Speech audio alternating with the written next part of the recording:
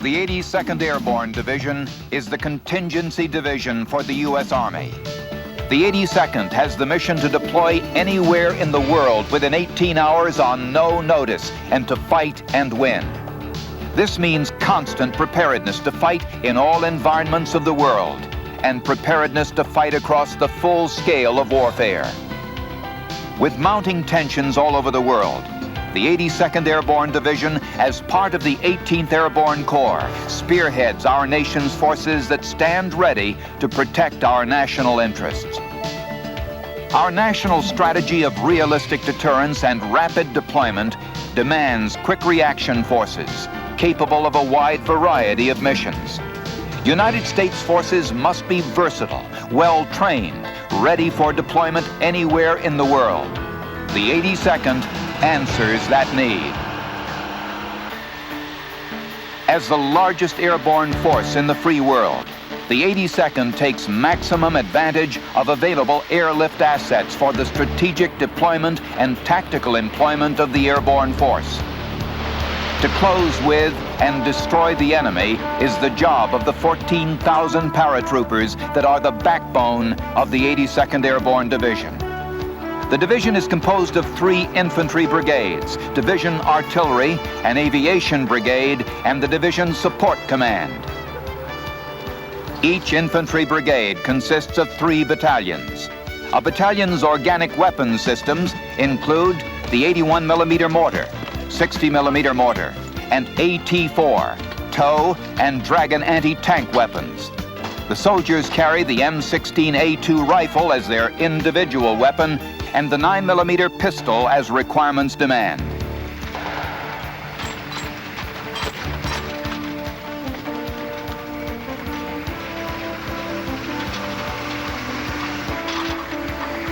The infantry can accomplish its mission only with the help of other divisional units. Using the air-droppable 105mm howitzer, Division Artillery, called Divarti, has 3 battalions to provide fire support to the infantry. Divarti provides quick, accurate, and deadly firepower whenever needed.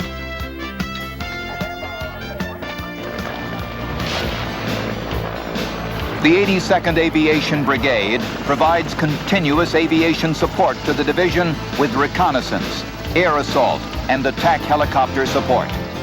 The brigade's attack helicopter, air assault battalion, and cavalry squadron employ a variety of helicopters. The AH-64 Apache is the division commander's primary anti-armor deep attack helicopter.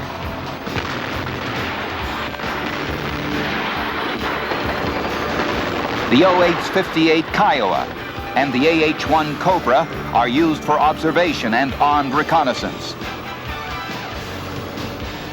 The UH-60 Blackhawks give the division commander battlefield mobility and aerial resupply. They move men and equipment throughout the battle area from rear support areas to deep within enemy territory. The Division's Support Command, or DISCOM, supplies the division's fighting units by means of forward area support teams. DISCOM supervises the air deployment of all divisional assets. Its 3 battalions provide supply and transportation, medical, and maintenance support to the division. Medical support critical to our soldiers' needs is provided both in garrison and in the field by DISCOM's medical battalion. In garrison, medics from this battalion staff both troop medical clinics and the installation's hospital. In the field, these same doctors and medics staff stations and medical clearing companies with a wide range of medical capabilities.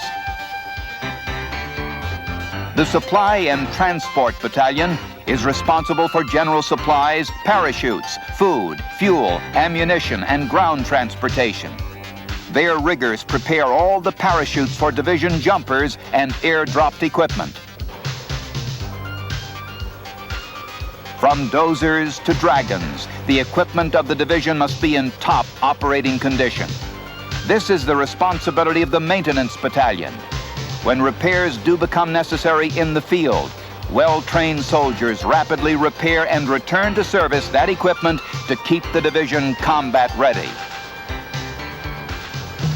5 separate battalions also support the division's combined arms effort.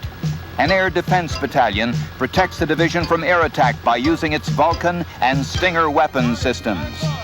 These weapons can engage hostile enemy aircraft long before they become a threat to the division.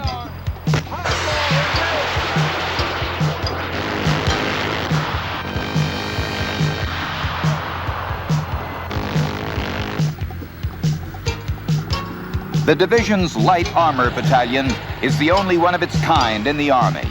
Unique to this organization is the M551 Sheridan tank with its 152mm gun that can fire the Shillelagh missile.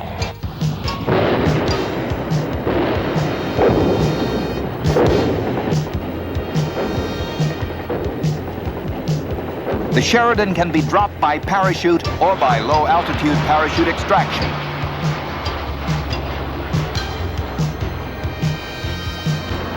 It is mainly airdropped right along with the infantry assault troops in order that its heavy direct fire support is immediately available in the initial assault.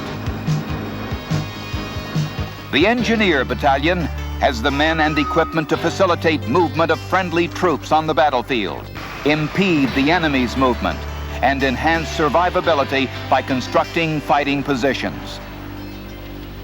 They repair and maintain combat flight landing strips and build obstacles and fortifications. They also provide breaching forces during infantry assaults against enemy strong points. The 82nd Signal Battalion provides the division with a variety of ways to extend the commander's voice anywhere in the world with secure communications. Among the means are the newest generation of HF single and multi-channel tactical satellite radios. This critical command and control capability is necessary for coordinating the division's combat power. A combat electronic warfare and intelligence battalion collects information from every source on the battlefield. The CWE unit also conducts electronic warfare, ground reconnaissance, and surveillance.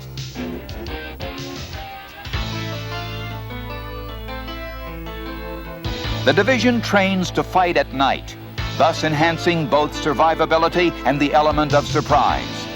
90% of the training jumps are during the hours of darkness. Frequently, training exercises begin after sunset with an airborne operation. A variety of tactical missions are accomplished before the sun rises. Night vision devices, such as those used to obtain this film, and frequent night training give troopers the advantage and confidence to exploit the veil of darkness. Airborne troopers are truly night fighters. The 82nd Airborne Division is the only airborne division in the U.S. Army, and it is the only division with a forced entry capability. This means the 82nd can deploy anywhere in the world without secure airfields, ports, or beaches. It can deliver a rapid surprise first blow from the air and can sustain itself anywhere in the world. Not only is it the only U.S. force with this capability, with C-141 air refuelable transport aircraft, it is the only division that is not dependent upon staging bases. The division has developed various force packages to deal with just about every possible contingency. A light, medium, or heavy package serves as a starting point for the commander based on the mission and number of available aircraft. He can tailor the deploying force based on the threat, the firepower required, and other variables. Depending on the mission, a division-ready brigade, or DRB, can be deployed if the mission should require a brigade-sized task force.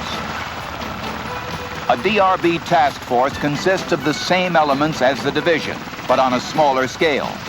The DRB is built around 3 infantry battalions, an artillery battalion, 1 engineer company, aviation assets, and other combined arms elements in support. For contingency missions requiring fast response and substantial firepower, the division-ready force known as DRF is deployed. A DRF comprises 3 or 4 infantry companies, a field artillery battery, and other support elements tailored to its size and mission. The division can use any available fields as drop zones and can deploy task forces within hours after notification. Once drop zones are secure, resupply and reinforcement are accomplished by air delivery. The division also possesses enormous staying power in terms of organic firepower and the capability of sustaining combat operations. By way of contrast, the 82nd Airborne Division has more firepower and mobility than all 7 World War II Allied airborne divisions combined. Today, the 82nd has anti-armor weapons with substantially increased ranges, stopping power, and accuracy. The TOW missile, ground, air, or vehicle mounted, can engage targets out to more than 3,700 meters. These tube-launched, optically tracked, wire-guided missiles can be fired day or night with incredible accuracy. The Dragon and the AT-4 are medium and light anti-tank weapons. The Dragon's deadly accurate high-explosive round can reach targets out to 1,000 meters. The AT-4 can fire a projectile out to 300 meters. The Army's attack helicopter, the AH-64 Apache, is normally armed with 8 Hellfire laser-guided anti-tank missiles, 38 2.75-inch rockets, and a 30-millimeter cannon. It has a maximum speed of 164 knots and is capable of climbing in excess of 3,000 feet per minute. It has a target acquisition and designation sight and a pilot night vision sensor, which allows its crew to fight and fly in adverse weather and total darkness. Artillery is vital in the division's ever-increasing firepower. DeVarty employs the 105mm howitzer with a variety of munitions, depending on the nature of the target. The 105mm howitzer goes almost anywhere the paratroopers go. Ammunition, the gun, and its prime mover, the Humvee, can be parachuted or carried externally by helicopter to any location with its crew. Within minutes of landing, the 105 is in position to bring suppressive fire on the enemy targets. Delivery techniques developed with the Air Force enable the division to bring supplies into any objective area without a secure airfield. This provides virtually direct resupply to each unit. Using the Container Delivery System, CDS, any pallet of up to 2,000 pounds of ammunition, supplies, and equipment can be accurately airdropped even into unprepared areas within 100 meters of the desired location. High-tonnage bulk supplies of armored vehicles too heavy or too large for CDS can be handled by LAPES, a low-altitude parachute extraction system.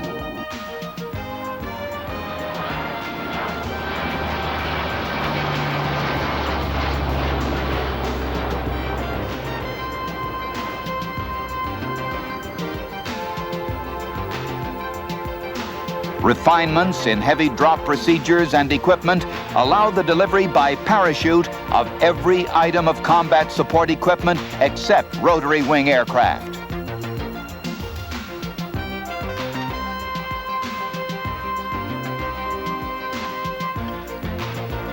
An adverse weather aerial delivery system, AWADS, on the C-130s and station-keeping navigational equipment on the C-141s enables a pilot to target in a drop zone regardless of fog, rain, snow, haze, or clouds. This capability is unique only to American airborne forces and therefore gives us a capability that never before existed. The 82nd Airborne is unique. The real key to the 82nd success is the individual paratroopers. The professional paratrooper is truly a volunteer. He volunteered twice, first when he joined the Army, and again when he went to the U.S. Army Airborne School. Being a paratrooper goes beyond jumping from an aircraft. His bravery spills over to accomplish other courageous acts necessary on the battlefield and throughout life. Every time he jumps from an aircraft in flight, he reaffirms his dedication. An 82nd paratrooper is special. Paratroopers demand the best from their leaders, and hard training is what they expect. 82nd soldiers know that vigorous and demanding training can mean personal and unit survival. Each year, the division sends one of every 4 soldiers to attend technical, leadership, and university-level programs. A variety of schools provide our leaders with the best training possible. Schools such as Jumpmaster School, Ranger School, and the Airborne Leaders Course give the leaders the edge and allows them to hit the ground running, always ready to provide the best possible leadership to the division's troopers.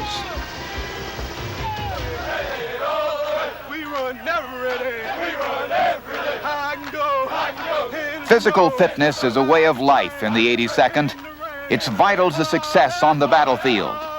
In a year, the division runs over 9 million miles. As an individual statistic, that's 690 miles for each trooper. But there is more to a paratrooper than just being well-trained and tough. A trooper has to be mentally and spiritually ready to meet demanding challenges and make sacrifices. State of mind, a sense of the right values and ethics, love of God, country, and family are all important elements which help troopers endure known and unknown demands of serving in the 82nd Airborne Division. If you were to walk through the division area at Fort Bragg, you would hear the word airborne 100 times a day. It's not just another military skill qualification. It's a state of mind, an intellectual toughness that strikes the word quit completely out of the paratroopers' vocabulary. It's a quality that gives the paratroopers the ability to run another mile when the body says no. For the paratroopers, something extra is routine. It's an enthusiasm for new challenges and searching for better ways to accomplish missions. Above all, it's an intense conviction that every paratrooper in the 82nd is elite. Today, the troopers of the 82nd form the cutting edge of the nation's strategic combat forces. These troopers know the pride and determination of those few who wear the maroon beret of the American paratrooper. The American paratrooper, acknowledged and respected by all, stands ready to demonstrate once again that he is the best fighting soldier in the world.